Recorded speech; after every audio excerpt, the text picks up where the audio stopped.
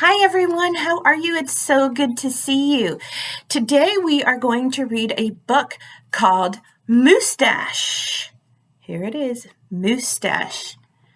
It looks to me like a moose with a big mustache. The author of this book chose a great illustrator to write with her. Moose had a problem, a horrible, hairy, prickly problem. It grew right below his nostrils and just above his upper lip. A moosetache. Ooh, look at that. Have you ever seen a moose with a mustache? I haven't. Now, not a few spare hairs or shy little stubble. No mere weak wandering whiskers on the upper lip of his moose. No, sirree. Moose had a big, bushy, bristly, mighty moosetache. But a moosetache that was a burly, surly, mangy mess, and it itched a lot.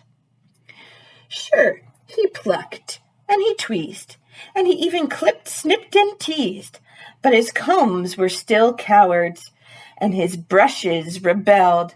His scissors simply surrendered. Look at that. Everything broke that he tried to use to get rid of his mustache, or shall I say his moosetache. Moose was in a frizzy tizzy. The moosetache was completely crimping his style. He was a great hoofer, but he could barely bop and hip-hop with a moosetache going flip-flop. He was a wonderful chef, but he simply could not flambe his soufflé with all those whiskers in his way. And he was a daring skier, but how could he downhill race with the mighty moosetache blowing in his face? Moose had to do something, and soon. But what? After days and days of much serious thought, Moose got an idea. He crossed some hair here.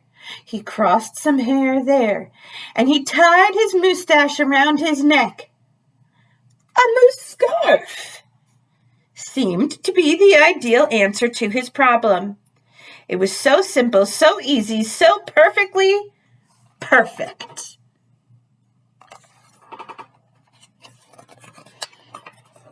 But then his moosetache got knotted and mangled and horribly tangled, and those hundreds of hairs still prickled and tickled. Worse, Moose could barely take a breath with all that moosetache wrapped around his neck.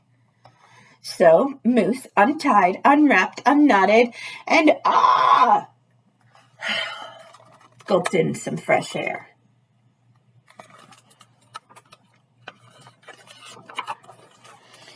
He got another idea. He parted some hair this way, he parted some hair that way, and he heaped all that moosetache on top of his head. Moosetache washed. Antlers seemed to be the ideal answer to his problem. It was so simple, so easy, so perfectly perfect, until a squadron of squirrels and one very nosy gopher moved right into the Moose Motel. They huddled and hoarded, furrowed in and burrowed out. Needless to say, it became quite crowded up there in Moose's head, and heavy and messy. Look at that. And very, very noisy. The squirrely chitting and chatting, squeals and squawks woke Moose every morning before the crack of dawn. And that gopher was giving the moose one hairy headache. Moose needed his sleep. He needed his rest. He needed his privacy. Moosetache washed. Antlers? Nuts, said Moose. So He unparted and unpiled, untwisted and untwined, and said adios to the hairy horns.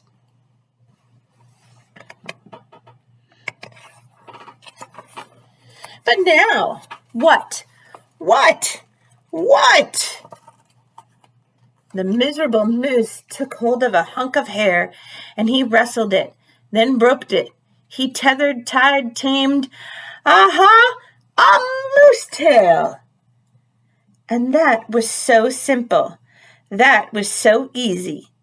That was not so perfectly perfect. Talk about a dizzy do. Moose didn't know if he was coming or going. Backward, forward, this way, that. He didn't know which end was which. Moose had to bail on the tail.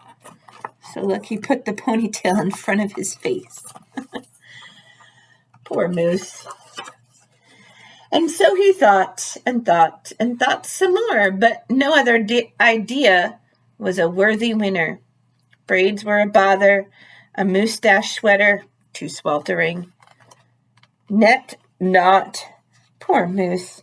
His problem was truly terrible, unbearable, just downright sad. He felt so alone. He didn't know what else to do.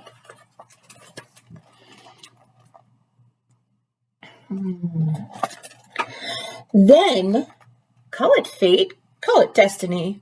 It was probably dumb luck. But one day, Moose tripped on his moustache and just had no time to duck. Oomph! Pardon me, they both said as they bumped. Then he blinked, and then he stared. And then their hearts went up. Thump-a-thump. She was a moose with a bouffant, a bodacious, outrageous, well, it was just plain old big. Hair after hair piled higher than high, a skyscraping dew of glorious curls, a tower of swirling twists and twirls. She was simply splendid, stupendous, absolutely superb. So what happened? Did he meet a girl, Moose, that had a big hairdo? I think so. There she is. Of course, Moose had to ask how she did what she did to get such a do.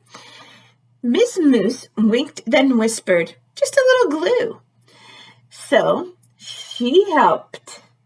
He fearlessly plunged a hoof into a fat pot of the white gooey goop, and carefully, oh so carefully, they glooped and plopped.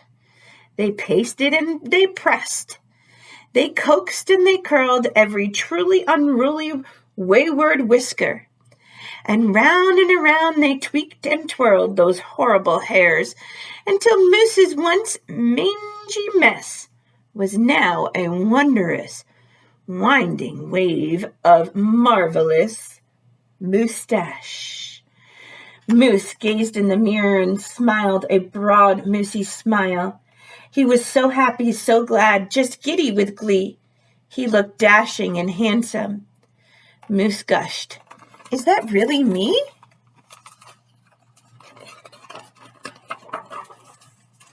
There he is. With not a care for one hair, the moose pair boogied and bopped. They skied downhill, even uphill, and their cooking was hot, hot, hot. So, of course, it wasn't long after that Moose and his moustache and his beautiful bride foxtrotted and tangled and waltzed down the aisle. Good hair days, bad hair days, they vowed to love and cherish. And with hearts heaped with love, pots filled with goop, they both sighed, "I do glue," and promised never to part. They got married. It was so simple, so easily, so perfectly perfect, and it stuck. That's so fun. The best part of this book, too, is on the back there's a mirror, and you could look at yourself in that mirror and see what you would look like with a moustache. And so when I hold it up to myself, it's really silly. I love that book. I hope you enjoyed this book as much as I did. I'll see you soon. Bye.